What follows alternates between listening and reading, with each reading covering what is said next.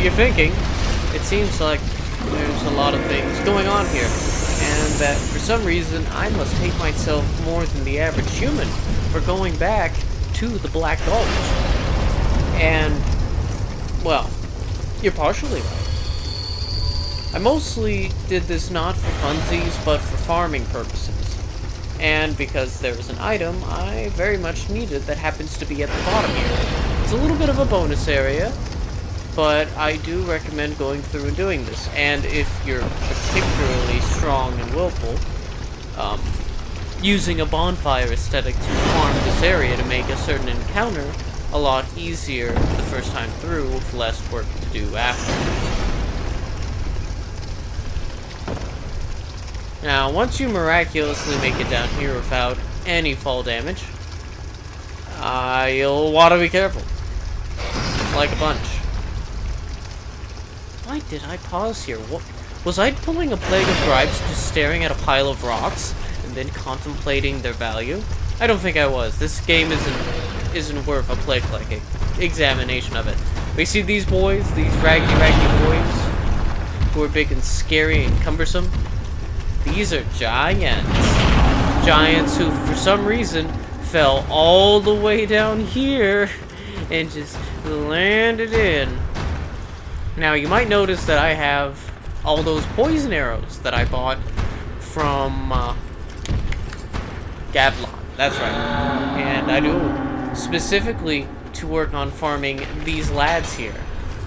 Now, if I cannot hit the invisible hitbox of that wall, it takes about, I believe, 4 arrows to proc poison on these lads. And depending on your adaptability score, well, the poison will be extra effective. So what I do is I kind of just look in the darkness, see the basic shape of them, and then I start pelting them with arrows. What's curious about this particular run when I'm down here is there's only 2. I farm them again afterward, and suddenly there's a 3rd giant that will spawn on occasion.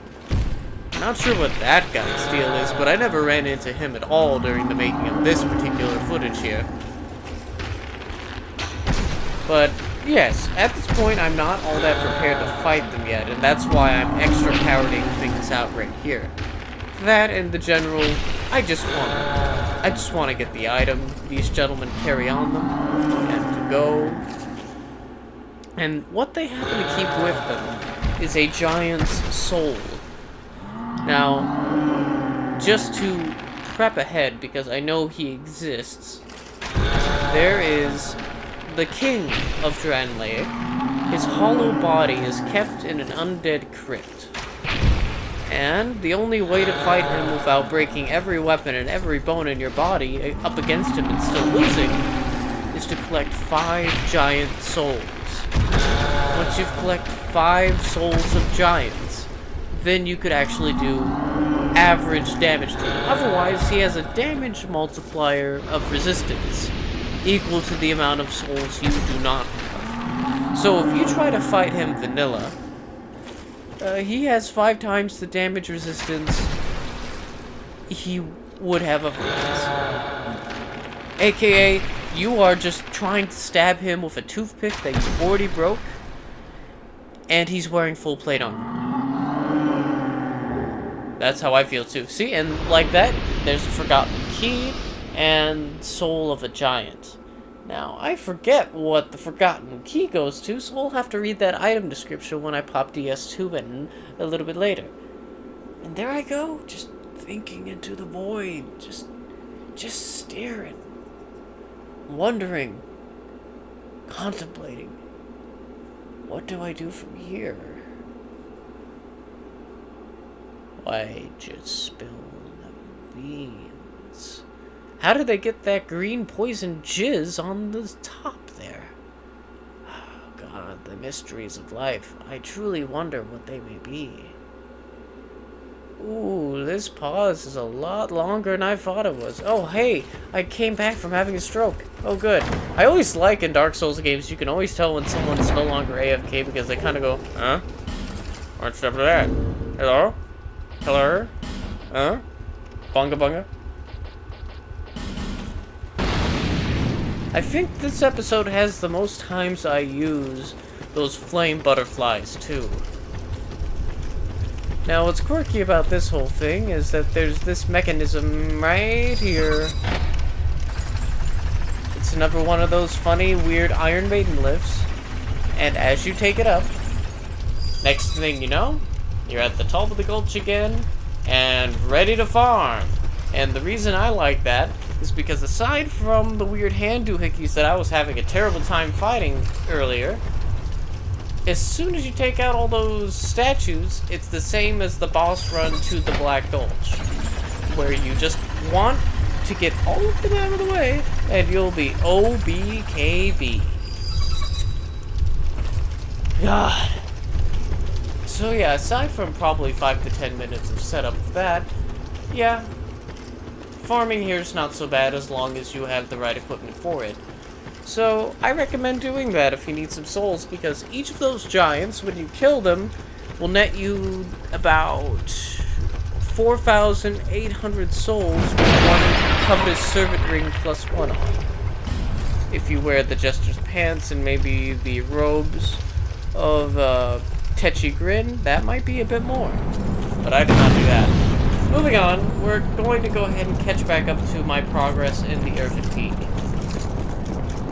As you can see, I've gotten back to my tanky armor set. I happen to really like Alva's armor. I'm glad that they went with that instead of the Elite Knight set for the base model in DS2. Aside from, well, the From set, of course. But I really like Alva's set. It's very pretty. I like the design of it. Bad. Also, can we talk about how boss these things are? They're so fucking cool. There's these big Master Blaster looking fucks that just toss big old abyss fireballs your way. So good. I never can get them to smash that door, though. I'm not sure what to do to fully pull that aggro.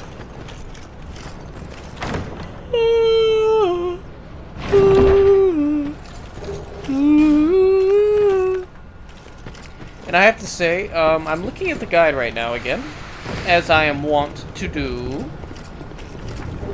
And Earthen Peak, as well as Harvest Valley, are in the difficulty range of 60 to 70 or 65 to 75. At the time of me playing this right now, I may be, I want to say 125 to 126, and I feel that that might be why I don't think they're that much of a problem at present. Let's see.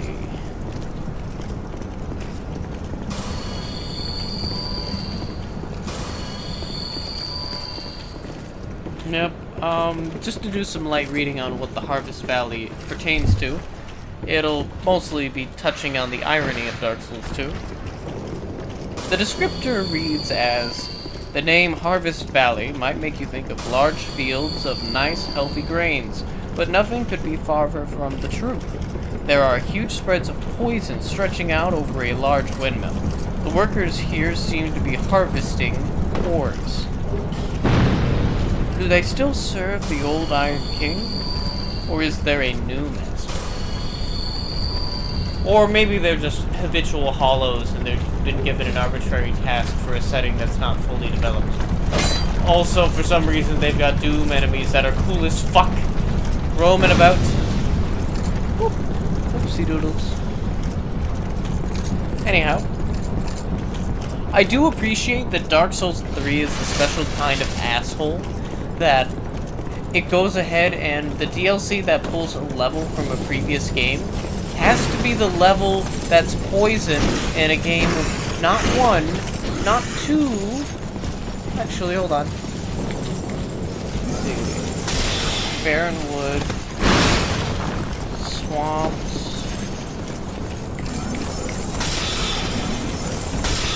Actually, yeah, 3 areas in the base game of Dark Souls 3 have poison in them. If you count the way for Old King of Syros to become I'll let that happen while I take care of this monotonous business. This is always how I end up killing all 4 of these big men, because I always am scared about direct confrontations in a game where it's really good to take things on one at a time. And whenever there's 4 of something and all of them can hit you real good, yeah, I think I prefer it this way. Regardless, of all the things Dark Souls 3 had to go for it, and all of the material, they could have pulled a level from any other game and bring it back. But they chose to pull up chunks of Earthen Peak in the Ring City and give that game a 4th poison level. Because the fans of this game really like their poison. Let me tell you, everyone I've ever heard always has great things to say about Barren Wood. And, you know, wonderful things to say about that area leading up to Zyros. Yeah. Everyone's real fond of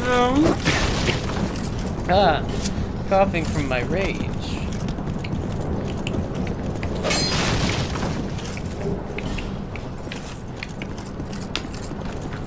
Let's see, what else is there? I'll save that little chestnut for when we get there.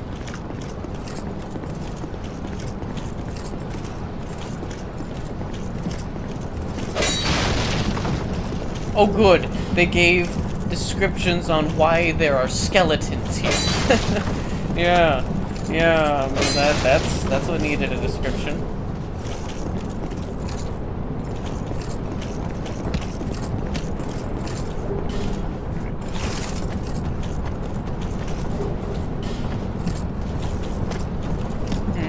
Okay. Now, the name that the game gives those Master Blaster types, they're referred to in the official guide before Scholar as Mounted Overseer. From atop gigantic monstrosities capable of exerting tremendous amounts of dark power, weak Overseers watch over the laborers of Harvest Valley. The Mounts have as much in common with the demonic steeds as any human. And as far as I can tell, the game also believes that they have only one attack, and that's that big-ass orb move you just watched. Now this right here, this is me not using my brain all that much, because I could just switch to my binoculars and start shooting at the mounted rider himself. But for some reason, I chose not to do that, and I just wanted to use my lock-on. I don't know why. I think I was just really tired of it. But I do kind of overall like these designs. Yes, it's a humanoid on top of a humanoid, and if the mounts were a bit less humanoid, that would be interesting. But, I mean, it's okay. It's more humanoid shapes, and considering I just came back from an area full of spiders and shit, and a giant coagulation of, fleshy, orgy nonsense. Yeah, I don't mind a little bit more humanoid in a game that's predominantly humanoid. I mean, I'm a humanoid. We get along.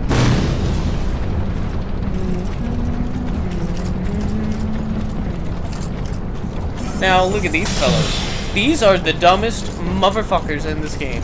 They are possibly the worst and stupidest big slow AI, and I love them. They are extra dumb. Big old hollow boys that you can just look and you can see the hollowing on their shoulder. Apparently, their bio reads like this. These brutish characters may have once worked for the Iron King in the construction of many weapons and armors that he required, but now they are as hollows as the laborers are slaves who are in the mine. There's a difference, however. Strength. The steelworkers have huge hammers, whereas the common laborers merely flail about with their arms. And they can take poison damage like a bitch, despite being surrounded by this shit in a region full of it. So, here's a little recommendation for fighting these undead steelworkers.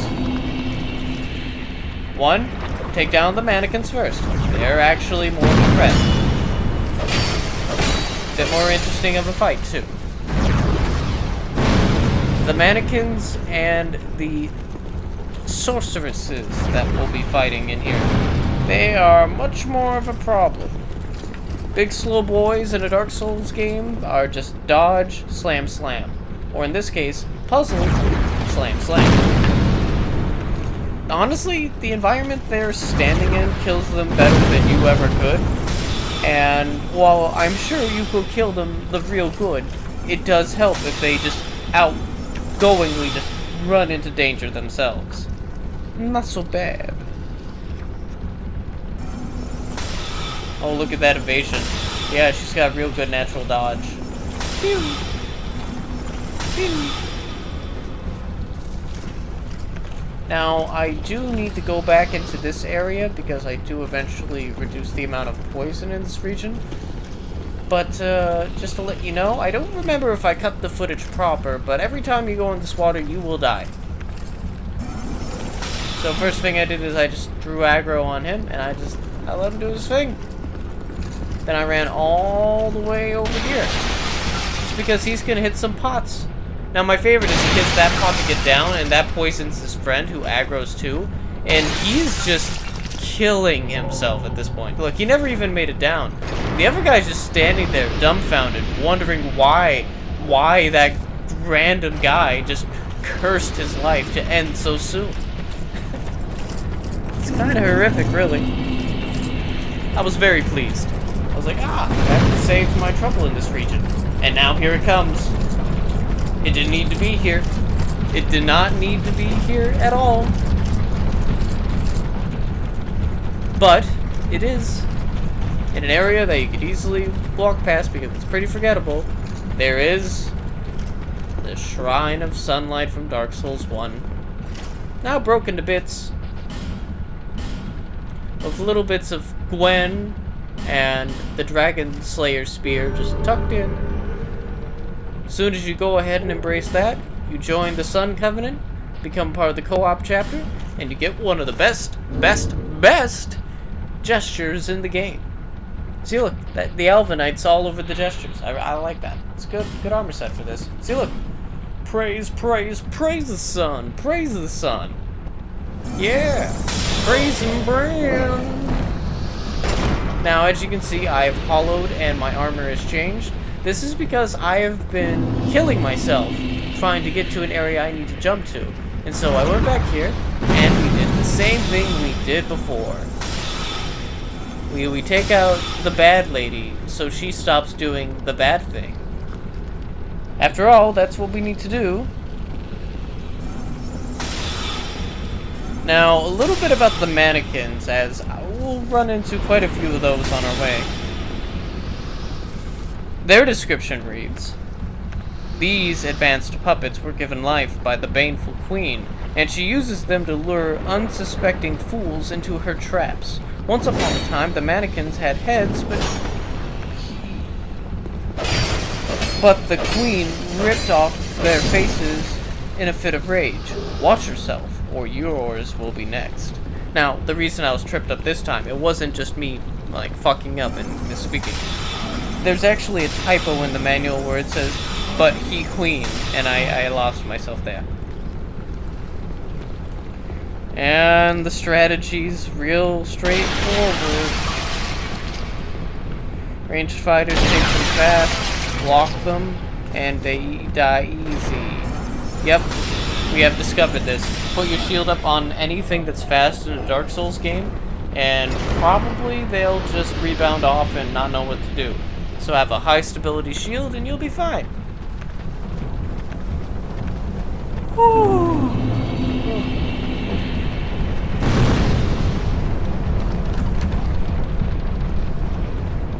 Now, these incredibly lewd sorceresses are probably one of the more scantily clad enemies in a Dark Souls title, like ever. You don't get that from Dark Souls games very much. I mean, the Guinevere of Dark Souls 1 was one thing, but the rest was just, ooh, okie dokie. Now, I didn't know this. I kind of just figured, so I try it out.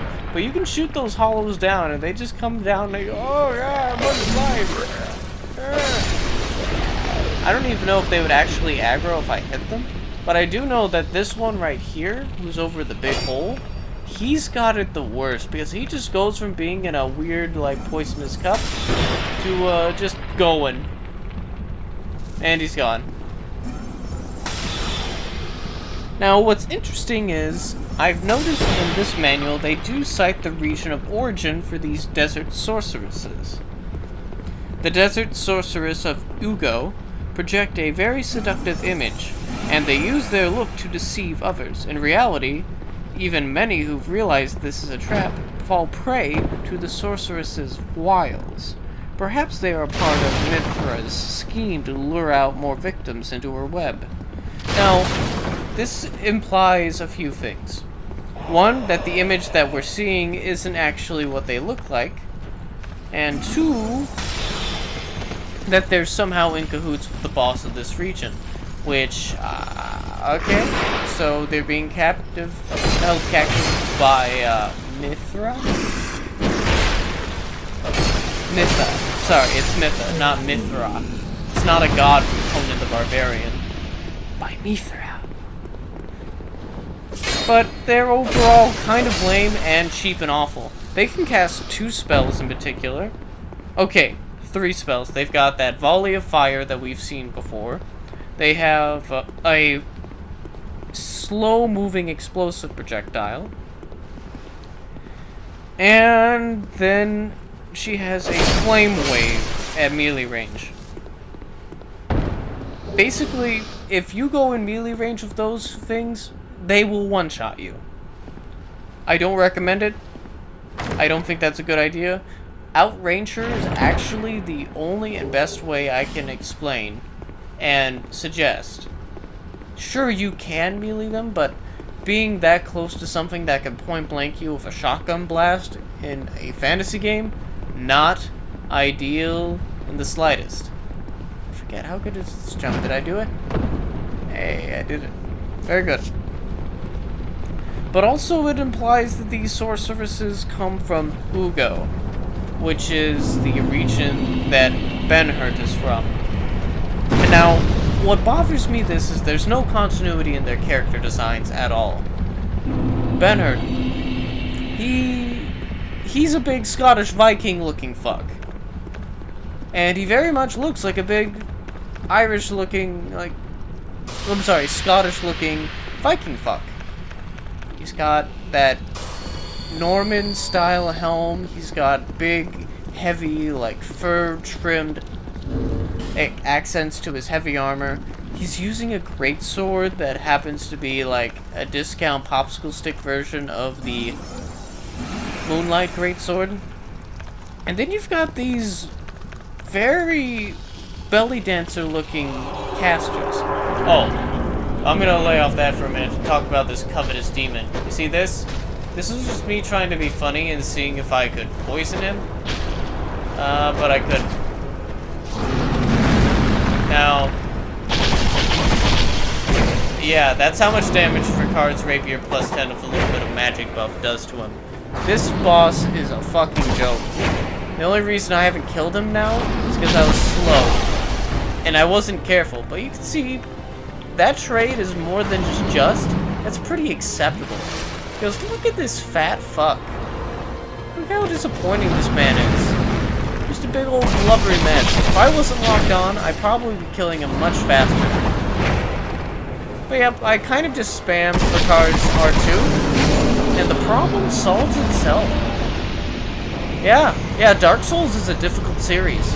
Dark Souls 2 is definitely not with, like, you know, the bumpers on in a bowling alley, I promise. Because at times it isn't. I mean, in Dark Souls 1 and Dark Souls 3, I can always count on my farming areas staying the same. This game will honestly lock things because everything disappears after 20 kills. And while that seems like a kindness, it also seems like my currency is gone. Oh, hey look, I changed my outfit again. Ah, I went with the hood, so I still have a little bit of extra money making. But not a ton. Okay. Way to go, me. But yeah, I always got more of a Middle Eastern slash belly dancer vibe from the Desert Sorceress. Also because the title of the character's name in a lot of other reference works, including Dark Souls 3, is Desert Sorceress.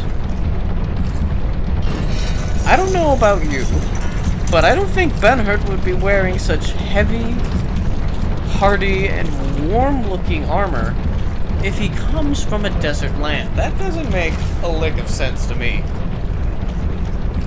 Maybe he's just cold in Dran Lake, and he's wearing armor for the region? Oh, whoops. Shit. Sorry, that was my dice tray. I was going to reach for my phone, and I knocked over my dice tray on my bed. I will clean this up. Do not mind.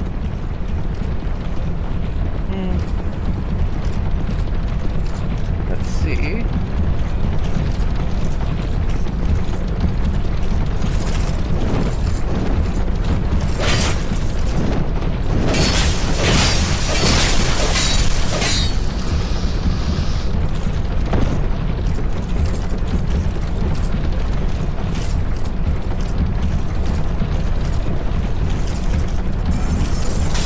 Ah, the Grave Wardens! I looked up just in time.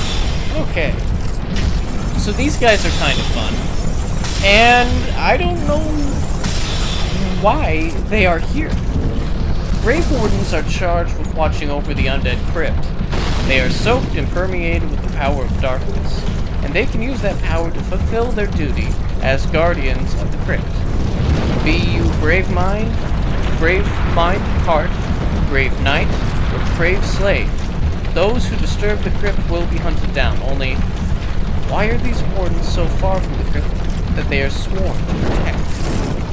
Now, what's kind of funny about them is their poise actually isn't all that high. They're quite easy to stagger with two-handed strong attacks. And their spears, they kind of bounce off of shields rather easy-like. So, fighting them wasn't so bad. I just happened to do easy casting.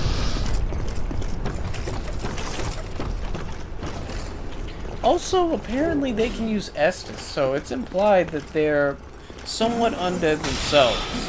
Instead of members of a fictional race I thought they were, known as the Fenitu. Castin, Francie. Oh, nearly died from that.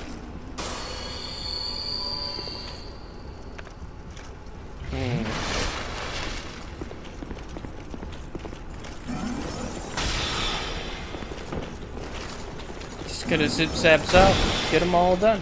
Woo. Kill them.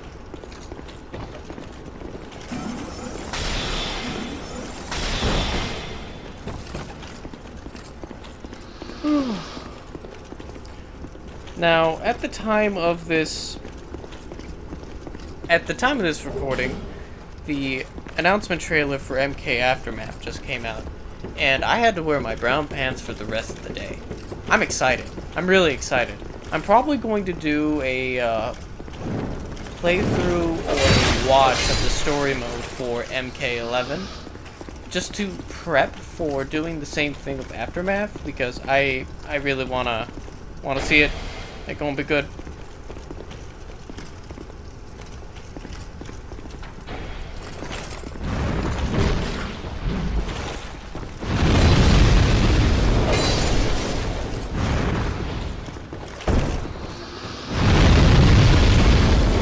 All that explosions. Ooh. Unga bunga. See, that right there, that's a bad time. That's why we do big boy fast casts, spamming that L1 button.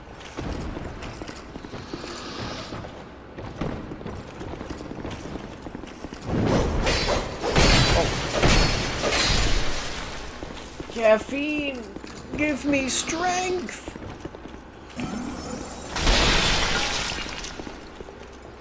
That's a good caffeine. Look at these mannequins. Bunch of lame weirdos. Now, I don't know if I skipped over it, but... oh no, it comes a little bit later. What's funny about the Covetous Demon that we fought earlier, that the guide, as well as his soul description, tends to entail, is that he used to be a man. In fact, we'll hear more about that when we end up running into Laddersmith Gilligan. Now, his description reads, the covetous demon. We meet again. Oh, hold on, let's talk There's to treasure Pete. this way, but I have a bad feeling about it. I don't quite have the guts myself. Well, we meet. Wow, There's treasure. I don't wow. Now, I'm not sure what this door leads to, because by this point in the recording, I've already gotten the Forgotten Key. But the Forgotten Key didn't do jack shit for here.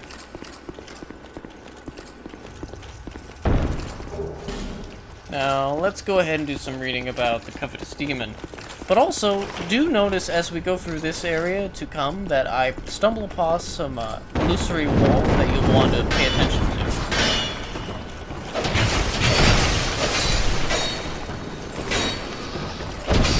Let's see. This monster was once a man whose love was unrequited. He expressed his desire by eating, and eventually transformed into the Covetous Demon. Is it from sixth sense of love that it remains by the Queen's side? And why does the Queen commit to indulge this gluttony? Perhaps she only wished to be desired. And now, this is a very odd concept for me, because there's an ongoing storyline here between Mitha, the Baneful Queen, and the Covetous Demon. You idiot. Stay quiet. Oh, you shut up, Laddersmith Gilligan. Don't give me away. You're a fugitive too, eh? Yeah. Why else would you be here? It's got death written all over it. You want to climb down here? I can lend you a ladder. But, how much can you offer? Why, yep. I'm trying to help you, you know? Have you no gratitude? Downright rude, really. Really? I've got a soft heart, so I let you off. This once. Sure. All right. It'll be just a moment. Now, I love this, because it always looks like he pulls it just right out of his ass. Like, he just pulls out this big, long ladder and just slavers it down this wall here, where you can grab an item. You can also accidentally fall to your death here at any point. Go on ahead. I won't offer this deal twice. Wow. Now, don't do what I'm going to do right here. Okay, Wait. after we're talking here, this is fine. There's this monster lady, right? Right. The poison, well, does wonders for her body. Thanks for the hint. You know, health, beauty, that sort of stuff. And I Stuff. thought only human women were so petty. That creature, she was human once, you know? Yeah.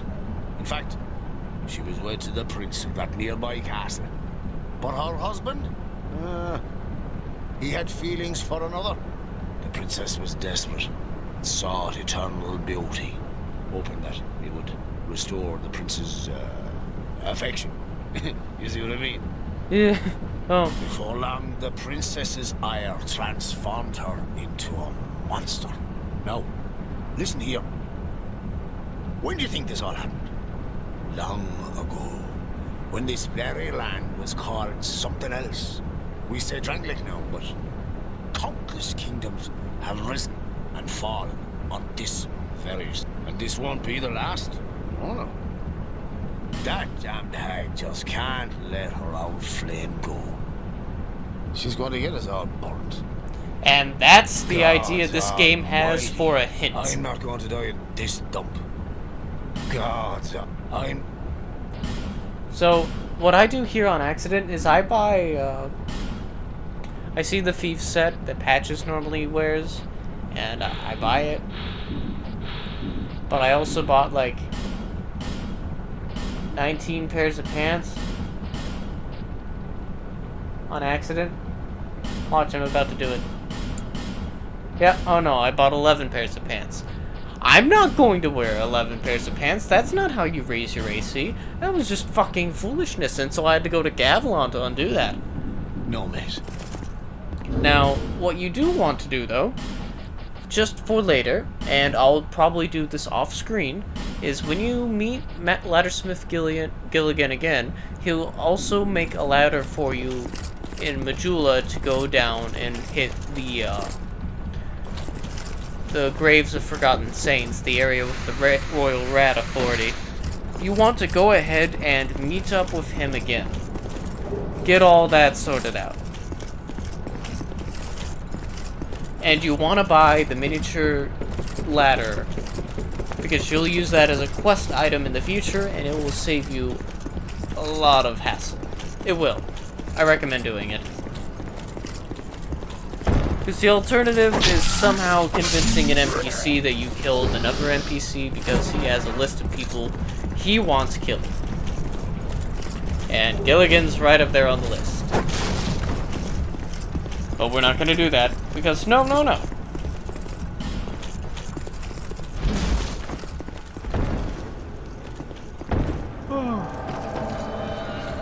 Bashful Ray, he's so bashful. Okay, so then we hit this for checkpoint redundantly, because we'll be hitting another checkpoint very soon after this, but hey, you know me. I don't always do things in a logical order, so we're just gonna keep doing things for the sake of doing things.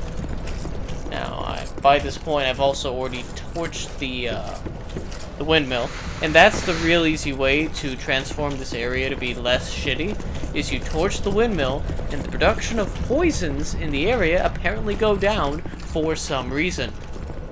This lowers the boss fight with Mitha a lot. It lowers the difficulty quite a bit because she heals from poison, and her entire boss area is covered in poison unless you light that particular windmill section ablaze. Once you do that, there's actually a good amount of section in the middle where you can stand free of being poisoned, and she has to escape to the outer ridges of it in order to get that poison heal on, which she does not get. She very much will not get it. I was ashamed at how much I waffle stomped that shit down the drain. She was crushed in this playthrough, and I barely did anything for it.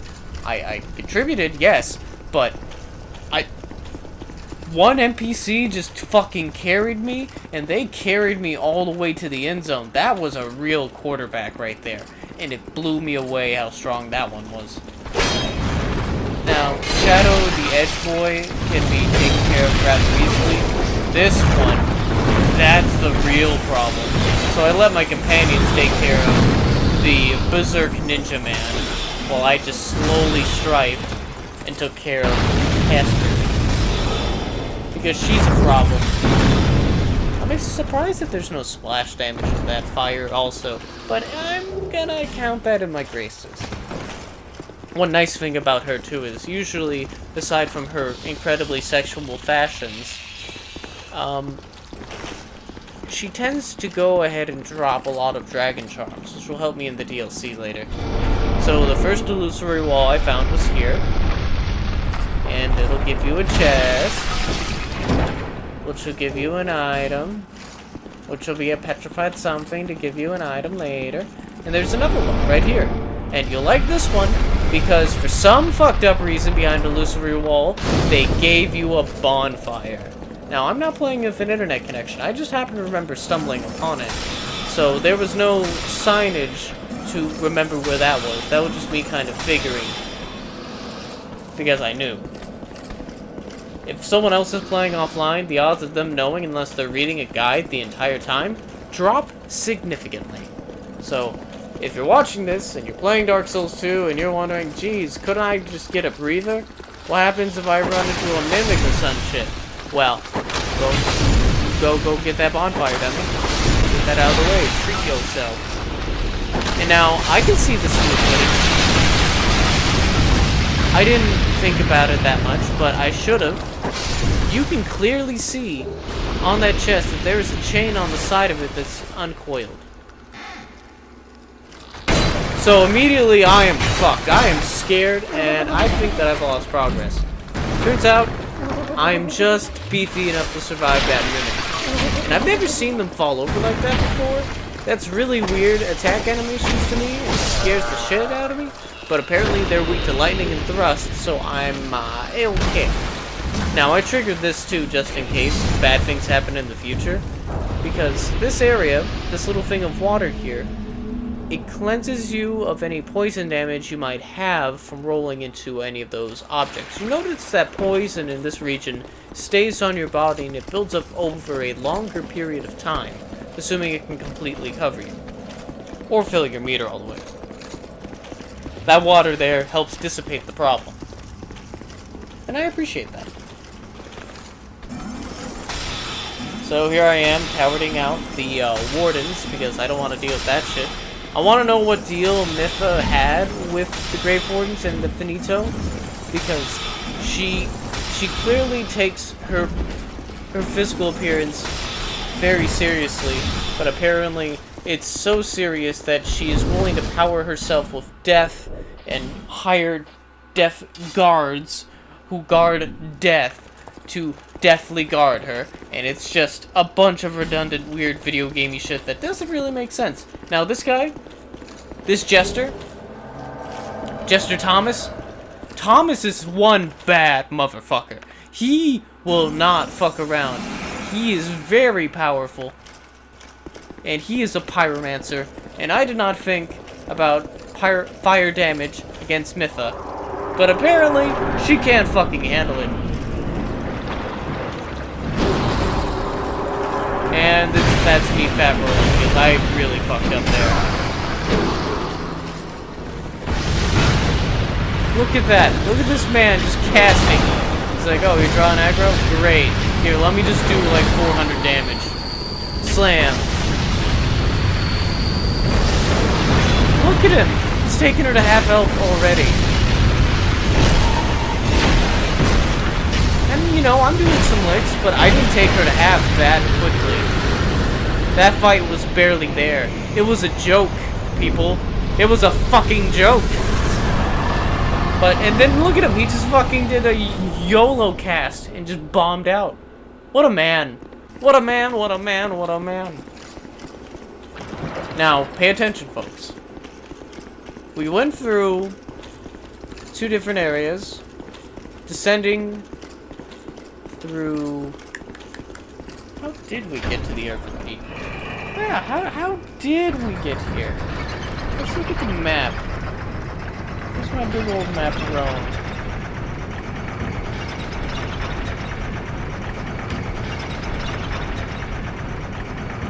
Because I know I have a map of Drangleic in general here. Somewhere. It's for the NPC guides.